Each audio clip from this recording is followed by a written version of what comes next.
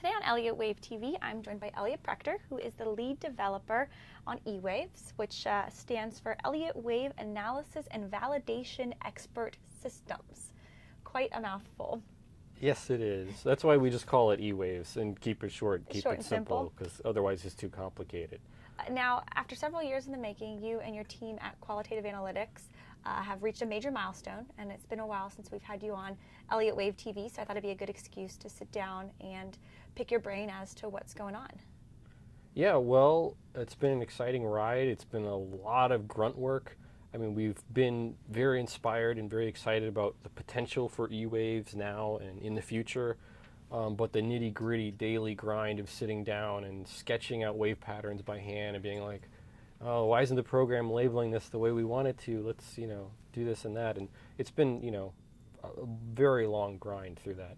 But, we've come out of it and we basically rebuilt the entire program. Just to give you some kind of background on this, there was an older version written in the 1980s by some engineers at Lockheed. And so we basically took that as our template, fixed a lot of issues that it had, and brought it up kind of into a more modern programming language designed to leverage the modern computers that we have today, which look quite different. In the 1980s, the computer had one processor on it, could do one thing at a time, and now we have computers with 4 and 8 and 16 processors, and so the new version of EWAVES can leverage all of that power of the modern computer to do analyses that are much faster and much more detailed than anything that was possible before. So let's dive right in. What makes EWAVES so distinctive compared to other Elliott Wave programs out there? There's a lot of differences. One of them is probably the fact that, because this was the brainchild of, several Elliott Wave experts here at EWI who really pioneered Elliott Wave analysis, it's designed to be a comprehensive Elliott Wave program. So it covers all of the patterns in the Elliott Wave principle and all the aspects of the Elliott Wave principle that everybody knows, plus a lot of aspects of the Elliott Wave principle that people don't commonly know. Because as we do our own research into this, we were taking what analysts already know, talking to them and incorporating that knowledge, but then we're testing everything that we hear from them empirically and seeing, oh, does this work? Does this not work? How often does this really happen? Those kinds of deep questions. So we're slowly building a program, but we're also building kind of this knowledge base. So it's very much R&D work that we do day to day. But we're very excited about the potential that it gives us with EWAVES. So could this be classified as a quant system of sorts? But we like to use the term qualitative for the stuff that we do because of some of the differences between a lot of what many other types of analysis are doing versus what we're doing.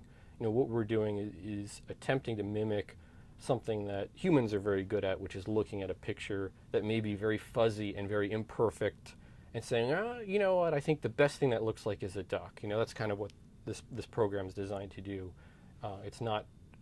So it's trying to look at something in a qualitative fashion rather than focusing on, every single little detail of the image may or may not be, critically important to a program like EWAVES. So it has to deal with imperfections, I guess.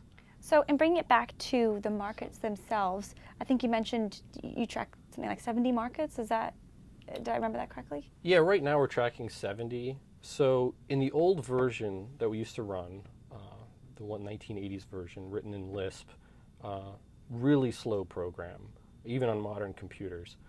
We could maybe run about 20 markets, maybe 30. So with the original version, we'd run just a few stocks on it, and we would run about 18, 19 futures markets. And then the ETFs we would base off of the futures so that we didn't have to rerun the program on those. With the new version and bringing everything up into sort of the modern world, like I said, and leveraging the full capabilities of modern computers, improving a lot of the algorithms inside of EWAVES, we've been able to get it to where we can run 70 markets. Just to give you an idea, it takes us maybe 10, 15 minutes to run analyses on about 70 markets. With the old version, it would take maybe 5 hours to run on, 20 markets. Or, half an hour, sort of depends. It was very non-deterministic. You didn't really know how long it was going to sit there and crunch for. So because of that, it's really nice. We've been able to, do a lot of our tests much more quickly. We've been able to, analyze a lot of markets that we couldn't do before. And so now we're running on the full Dow 30 for the stocks. Futures, very similar setup as before.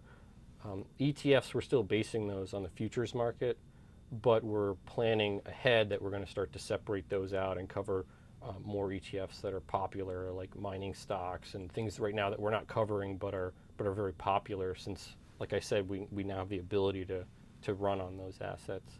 So talk to me about some example counts and explain how the value that EWAVES brings when you look. Okay, I think there's a few we can talk about. Probably one of my favorite ones is the very first flash that we issued with version 2.0b was on Verizon.